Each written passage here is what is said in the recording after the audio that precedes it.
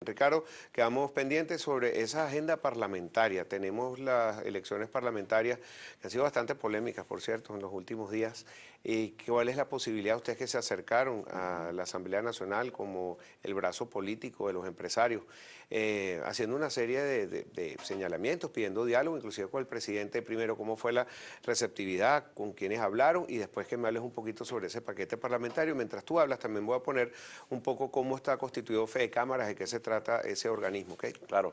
Mira, Pedro, primero, bueno, por la institución estuvo presente el presidente Francisco Martínez y Carlos Larrazábal, el primer vicepresidente, y fueron atendidos por el vicepresidente de la Asamblea, Luis Amoroso. Estuvo el alcalde de La Cava acompañándolo. Lo interesante, más allá de la visita social, porque les hicieron un tour por la Asamblea, una belleza además, lo que cuentan, que ojalá eso fuese abierto a todos los venezolanos para poder conocer un poco de la historia de nuestra historia legislativa, ¿no? La historia política del país. Hubo muy buena receptividad sobre la base de que, bueno, va a haber un nuevo encuentro ya definitivamente para presentar la propuesta de la Asamblea Legislativa de Fede Cámara, donde además propuesta que está construida con los 14 sectores económicos que hacen vida en la institución. O sea, nosotros lo que hemos hecho es consolidar, por ejemplo, con la industria en estos días hizo una propuesta muy puntual de 5 puntos para solucionar el problema industrial. Bueno, esa propuesta está también materializada desde el punto de vista de lo que debería existir en el estamento legal venezolano para que esas propuestas además pudiesen llegar a buen fin. Entonces, un poco los 14 sectores económicos que hacen vida en Fede Cámara construyeron esta propuesta, nosotros la consolidamos, la redactamos, le dimos una redacción legislativa y es un poco lo que está enmarcado. No entramos en la minucia de que si hay que cambiar el artículo 3 de la Ley del Trabajo, no. Son grandes rasgos de grandes leyes que luego por su transversalidad se interconectan todas en el sistema económico y de eso poder acomodarse, cambiarse, modificarse, sin duda alguna va a ser mucho más fácil que las buenas intenciones que tenemos los empresarios día a día de invertir, de confiar en el país, de seguir generando empleo digno, decente, productivo, y que sobre todo dejemos de vivir este proceso inflacionario que estamos viviendo, esta escasez, esta incertidumbre, va a ser mucho más fácil con un estamento legal como el que se propone en ese documento. En la última reunión de Fede Cámaras en Barquisimeto, ustedes presentaron a 4 diputados de la Asamblea o algunos candidatos, 4 aspirantes, haciendo una propuesta de 7 minutos cada uno.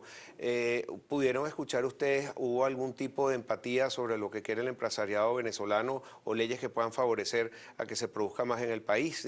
¿Ven algún futuro? Porque habían simpatizantes del gobierno y otros que eran de oposición. No hay nadie, no hay absolutamente nadie en el sector político, sin importar qué cachucha de gorra de color utilicen de partido, que no esté de acuerdo con que una Venezuela sea mucho más productiva y donde sea menos rentista. Entonces, dicho esto, tanto los 4 candidatos, algunos activos y otros únicamente candidatos que aspiran a la próxima Asamblea Nacional, están totalmente de acuerdo y contestes con la propuesta que Fede Cámara hoy le hace al país desde el punto de vista de la modificación legislativa que se requiere para tener una Venezuela mucho más llena de progreso y bienestar y no de tanta problemática que sin duda alguna hace que cada día más veamos a venezolanos saliendo, buscando oportunidades en el exterior.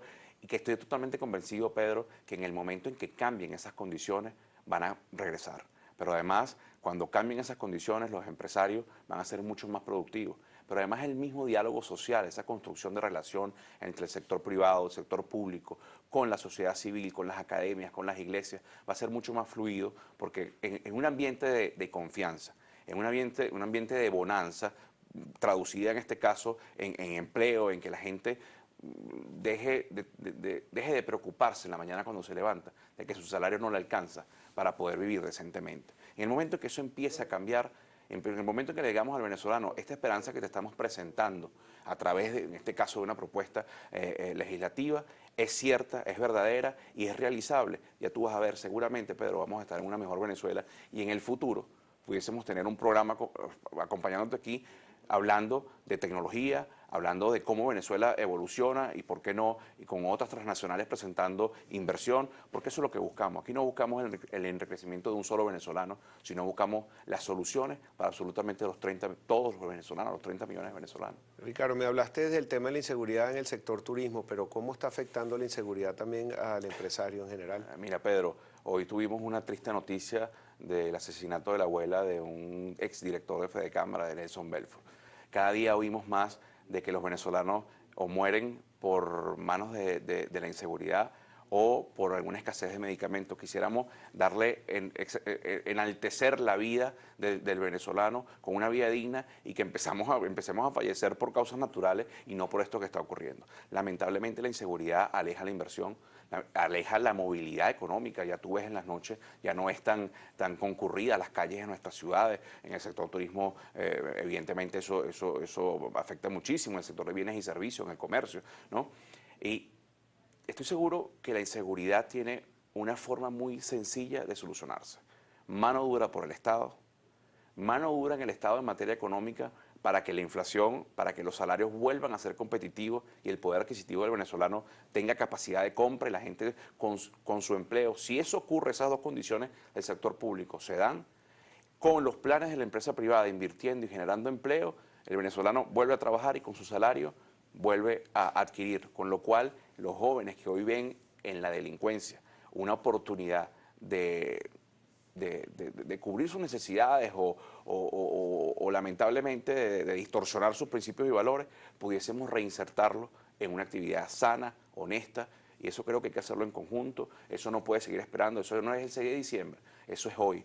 Pero para que eso ocurra, entonces tenemos que empezar a ser responsables y además quitarnos ese recelo, confiar en que este nuevo acercamiento entre el empresariado y el sector público va a ser sincero, va a ser sensato y que además se traduzca en un gran acuerdo político que puedan darse entre los grandes líderes que hoy en materia política están aspirando a la Asamblea Nacional. Sobre el tema cambiario, ¿por qué el país está regido por una página que simplemente refleja? Ellos no son los que inventan ese número, es como decir el Dow Jones que lo está inventando una persona. Es un reflejo, pues, a falta de información oficial, Pedro, a falta de cifras claras, y si a eso le añades, esa falta de cifras claras y de incertidumbre, le añades el componente de la expectativa en negativo, porque al tú no tener nada, tú te proyectas y cuando ves que día a día nuestra moneda se va devaluando, la economía se basa en expectativas. Y si la expectativa tú no la puedes basar sobre cifras reales, sobre cifras ciertas, bueno, lamentablemente será el dólar, pero también como será el precio del pan y como será el precio de cualquier artículo de servicios, de bienes o servicios, lo va a generar la incertidumbre y no la coherencia, la obligación que además tienen estas instituciones como el Banco Central de Venezuela, es por ley que deben publicar esta cifra y no la están haciendo. Entonces, lamentablemente, nos estamos guiando nuestra moneda, mientras en China se abren al mercado con cifras oficiales, nuestra moneda se está rigiendo por una página, pero es porque no hay cifras oficiales y porque no hay políticas económicas. Es el único indicador que tenemos. Correcto, es lo único que tenemos. Claro. Mira, ¿y tú crees que entonces si se hace esa convergencia cambiaria o se empieza a utilizar realmente, y tengo un minuto solamente, sí, esa convergencia cambiaria, se utiliza el CIMADI como se ofreció, que no tiene volumen ni tiene profundidad, ¿crees que entonces pueda bajar ese dólar y no entrar en ese proceso de hiperinflación que nos tiene amenazado a todos los venezolanos? Siempre y cuando el propietario de la toma de decisiones, de a quién se le entrega la divisa, que es el Estado, tenga los suficientes recursos para inyectarle al sistema que sea, pero que además que sea un sistema transitorio para llegar al libre mercado. Tampoco estamos pidiendo más controles, sino que se unifique el cambio y que se vaya sincerando la economía y que tengan el suficiente músculo para inyectarlo al sistema que sea, para ir dinamizando la producción y que eso poco a poco permita ir liberando los controles cambiarios. Ricardo, muchísimas gracias por estar con nosotros. El país tiene los ojos enfocados sobre ese posible diálogo que se ve factible entre lo que es ese brazo político de Fedecámara y el sector público. Ojalá que tengan éxito, pues el éxito de todos los venezolanos. Ricardo Cusano, segundo vicepresidente de Fedecámara, gracias por estar con nosotros, @Ricardo Cusano, para que le escriban y nos...